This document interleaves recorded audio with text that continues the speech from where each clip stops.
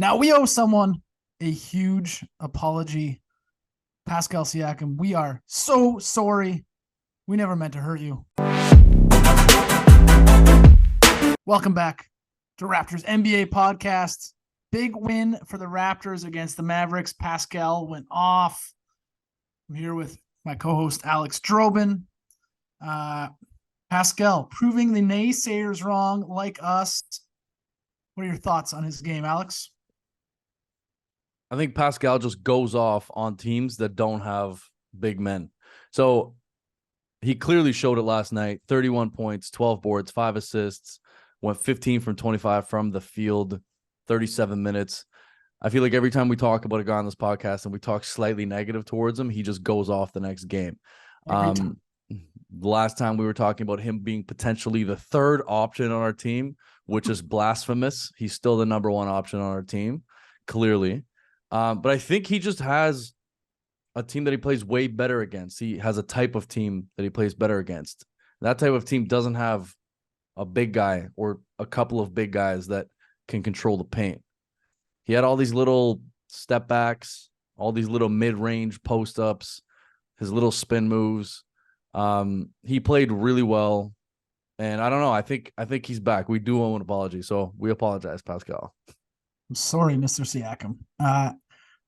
I think we might have still been on to something, though. Maybe not that he's the third option, but that this team doesn't have a one option. This team doesn't have a two option or a three option. They just got three guys who can step up and give you 25 points in any given night.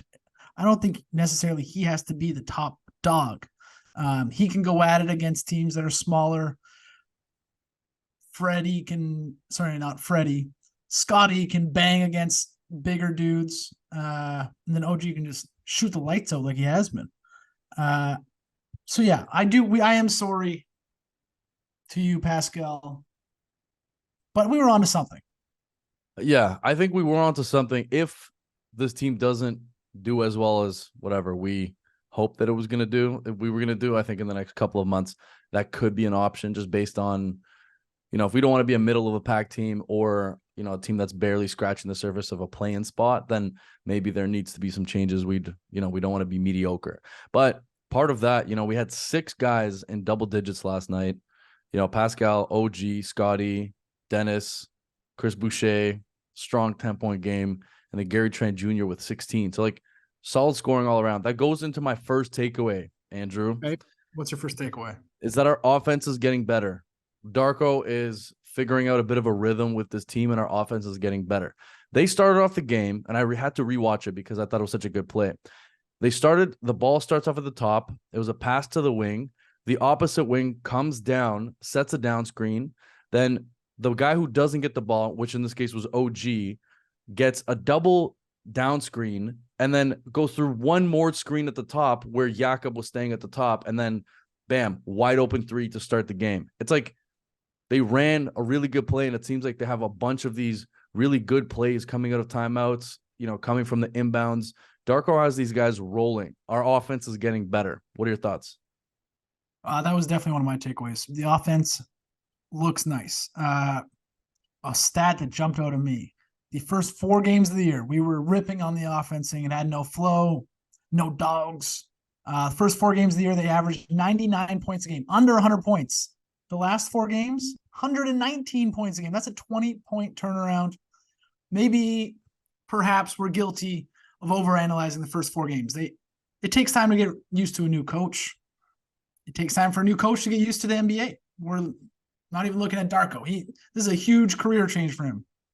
And it seems like he's pulling the right levers, so to speak. Also, it seems like the guys like him. Seems like everyone's smiling all around him. Everyone's giving him big hugs, high fives. He has a smile on his face all the time. He had 6 guys on this team that went, double digits last night. Pascal, obviously 31.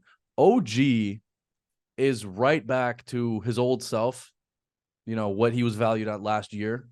That's part of my second take, which we can talk about clearly. But 26 points, 5 boards, 2 assists, but it was a shooting that was incredible. 9 for 17 from the field, 3 for 8 from the 3-point line. And, Darko seems to be putting OG in these positions to succeed, whether it's coming off the wing, coming off these screens. The guy can shoot. He comes baseline. He had that pass from Scotty. Did you see that? Of course, you saw the baseline dunk, the two-handed, two-footed slam. That was an and one. Like, OG is the total package. And again, he's so strong that he's really difficult to defend in pretty much any situation. I feel like he's a guy that needs to be double teamed. 26 points, really good shooting percentage. And we had 127 points overall. Darko has our offense buzzing. Yeah, OG fantastic. And you're looking at one side of the ball for him. Offensively, looks good. Defensively, sure, Luka put up 31, but they mitigated when you play Luka, you want to make sure he doesn't go for 40 or 50. If you keep him at 31, you're probably going to win the game if no one else goes off. Kyrie at 22 points. They played good defensively last night too. It was OG is just a total package. You know what's funny? Speaking of like OG, also one more play that was really interesting. There was a play, can't remember, it was in the first half, but it seems like Jakob and OG are flowing together as well. There was like a little big to big action where Jakob tossed OG the lob for the dunk, and OG's so big inside that he just went up, caught it, and slammed it. So it's like, I feel like he plays really well in most positions. And, that one play basically just showed how our offense is a little bit less stagnant, and it feels like there's a lot of movement down low, up top, on the wings, lots of down screens. So yeah, OG is a big part of that. What's your second takeaway or third? I don't even know. We don't even know. So many takeaways. Let's get to a negative. Let's talk about a negative. The one questionable spot, I always like to look at guys who don't play. I love the DNPs. I know you love the DNPs. DNP, coach's decision. Jalen McDaniels, offseason signing, 2-year contract, and now he's not playing whatsoever. His shot's been awful. He's brought in to shoot, and his shot's been awful. It seems like that signing could be backfiring. He's provided zero value whatsoever this year. But here's the thing. I think that they're trying to test out lineups. They're trying to figure out exactly how this team is gelling, and whatever's working is working. Like, I think he played pretty well during the first couple of games and during the preseason, but it just seems like our other guys are playing so much better. So yeah, DMP, coach's decision. Who else? Garrett Temple as well. Like, obviously, by the way, Garrett Temple, the sharpest dressed Raptor. I'm gonna put a photo of him, and I'm gonna cut this. Shout out to Garrett Temple, sharpest dressed Raptor, sharpest dressed rapper alive. No, McDaniels, I agree with you, but I just don't think we figured out exactly who is running our offense. It's kind of the rotations just yet. So I think it'll take some time to figure that out. There's some clear experimentation from Darko. The guys who are playing some nights then sit on the bench the whole game and don't play at all. He's clearly tinkering, and I appreciate that. That's the time to do it, is early in the season before you get the build up to the playoffs. This is the time to do it. So you know what? What was Grady Dick's line like again? Oh, I didn't want to talk about it. I did not want to talk about it. What is going on? I'm really confused, man. 7 minutes, 0 for 1, 0 for zeros all across the board. 2 turnovers. How do you have 2 turnovers in 7 minutes? I have a spicy take for this. If we have a spicy take for it right now, he's going to go off next game. So what's your spicy take? And I mean this from the bottom of my heart. Yes. It's time to send Grady to the G League. Just get him putting up shots. Get him in rhythm. He's not. Is he learning anything playing 7 minutes, putting up 0 3-pointers last night, doing nothing? If he starts in the G League and gets 15 shots a game, he's probably going to learn a lot more. Well, that's exactly what Fred did. That's exactly what OG did to a certain extent. Pascal did that as well. So it's like, yeah, maybe it's time for him to go down there, put up some shots, hopefully dominate, and then come back up when he's a little bit more confident in himself. Okay, my next takeaway for you. Yes. Gary Trent Jr. is playing really well.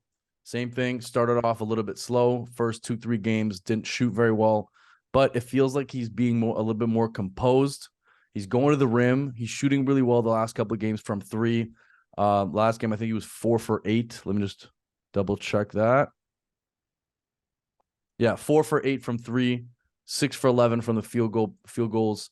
He's being really aggressive, and he's playing way better than he was from the beginning. He likes coming off the dribble, but it seems like he's feeling a little bit more comfortable overall. Not the best catch and shoot 3-point shooter, but again, like I said, feeling more confident. Hopefully that continues. What are your thoughts on Gary Trent Jr.? 16 points last night. It's nice. That's what you need from your first guy off the bench. That's exactly what they need. But he's real Jekyll and Hyde. I don't know. Am I ready to say he's back? Are we ready to say that Gary Trent Jr. is the 6th man of the year? Just hot takes. Hot takes. Yeah. They're gonna win games. If Gary is coming off the bench and giving 15 to 20 points, they're gonna win those games. And if he's not, they might lose those games. So it does have a big factor on the team. +9 last night, no turnovers, shooting really well. I just feel like if he keeps this up, he'll get more minutes. He had 26 minutes last night. So, yeah, 6 man. He's playing really well. Like I said before, way more confident than he was before. What is your last takeaway of this game, Andrew? With Gary, I think he was able to play more minutes because the Mavs are smaller. So, like, Hurdle was off the floor a lot. So, the Raptors had a small lineup. I think that had an impact on it. So, maybe against smaller lineups, Gary gets more playing time, and he can flap his wings. Flap his wings. We got to let you fly, Gary. Speaking of Jakob, he did not get our daily double-double. 4 points, 6 boards. If he was out there for longer, he would have eaten, but he just wasn't. He had one play where he had like tipped the ball to himself like 3 or 4 times. I think that's where all of his rebounds came from. But yeah, didn't play enough minutes, 21 minutes, whatever. We got the W. That's all that counts. Okay, Alex, I had a question for you. I'll have an answer for you. Who is your dog of the day? Who is your Raptors MVP from last night? You know, I have to say it has to be Pascal. It has to be. He got off the schneid. He put up game high 31 points. Wait, right? Yeah. Him and Luka, 31. And he was just confident. He was looking confident. He had one play where somebody sent him a pass. It was sailing out of bounds. I don't know if you remember that. He like caught it on the baseline, was like tippy-toeing on the baseline, and then went at his defender, laid it up with the left hand and won. And then smacking the ground. Like, I feel like he's playing much better. We have to give him his props. This is a guy who's been in our lives for quite a while at this point. I feel like a lot of people, including us, are writing him off a little bit. Last year he was close to an All-NBA selection. The year before that he was, I believe, if I'm not mixing that up. Pascal's a dog, man, and I think, we're still lucky to have him. I feel like we forget about him sometimes. Pascal, you're the dog of the day for me. What about yourself? Take him for granted. He's an all-star starter. Second option on a championship team. We do take him for granted. You're right. Yeah. My dog of the day yesterday. You mentioned him earlier a little bit. Chris Boucher. Boucher is back. Now, he can't bang with the bigs. He got his lunch taken from him against like DeAndre Ayton and Joel Embiid. But Darko's got a role for him against these smaller teams. He can make shots. He's 4 for 4 last night. 10 points in 15 minutes. That's good. That's what we need from him. So congrats, Chris. You're back. Congrats, Chris. 15 minutes, 10 points. That's exactly what we need. And yeah, you're right. He can bang against these smaller guys, these smaller teams. And he's long. He'll change shots as well. He's no Wemby, but he will change a shot. All right. What do you have to talk about from the rest of the NBA? We had an action-packed night last night. Tons of teams playing. There were no games on Tuesday, which I was a bit... Poor scheduling. Do you know why that is? Why was that? I don't know if they're trying to line up games for the tournament. I'm not sure. I don't get it. Yeah, last night, I believe at one point there was 11 games on at the same time. Yeah, and like nobody's watching that. On. What? Poor scheduling. Space them out. Come on, Adam. Yeah, like tonight there are 2 games on. Bucks, Pacers, Hawks, Magic. And yesterday, full schedule. 1, 2, 3, 4, 5, 6, 7, 8, 9, 10, 11, 12, 13 games on. Yeah. It really didn't make any sense. Didn't make much sense to me. But what is your next takeaway from outside of the Raptors? It's going to be from a game that probably not many people watched. It wasn't the sexiest game yesterday. Sacramento, Portland. This blew my mind. I had no idea. Now, Keegan Murray had a great rookie year last year. I thought he could have won Rookie of the Year before end of the season. Great rookie. I didn't know he had a twin brother, Chris Murray. I had no idea. Last night, playing his third game of the year, young Chris Murray playing against his twin brother Keegan, who was just like a cute moment when the parents were there. I don't know. The basketball is the best. The NBA is the best. I saw that. That was a highlight. I was watching. I think it was actually on Sportsnet or TSN. I can't remember, but I did see that as a highlight. What was the score there? 121-118, close game. I didn't watch that game, unfortunately. But bad scheduling. Yeah, bad scheduling. There were way too many good games on yesterday. That's the other thing. Jeremy Grant for Portland goes off at 38, 9. Someone's going to get buckets. Someone does have to get missing buckets. Like 5 dudes that team. Malcolm Brogdon went down last night. There's missing everyone. Yeah, Portland. That's interesting. Okay, well. Your takeaway from the rest of the NBA. Andy, last night I was watching the Denver Nuggets versus the Golden State Warriors. I watched that whole game. Had a late night, but I had to watch it. It was a close game. Denver ends up winning 108-105. Steph is just, he didn't have the best game yesterday, but he hits these insane shots like he always does. And it's just such a joy to watch Steph Curry play. We can't take that for granted. We don't know how many more years of that he's going to have.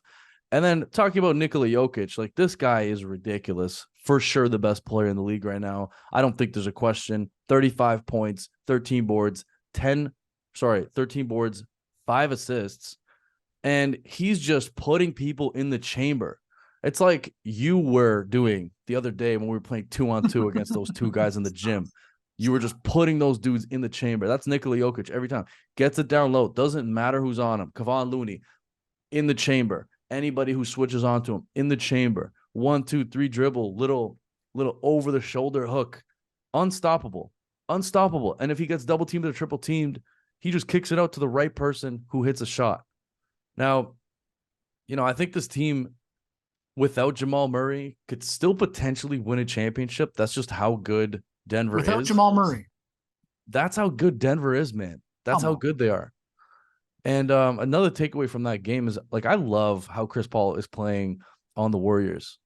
He didn't have the best game, but he shot 4 for 10 for 9 points. He just comes in at second unit, runs the offense. Nobody thought it would work. Chris Paul really playing well for the Golden State Warriors.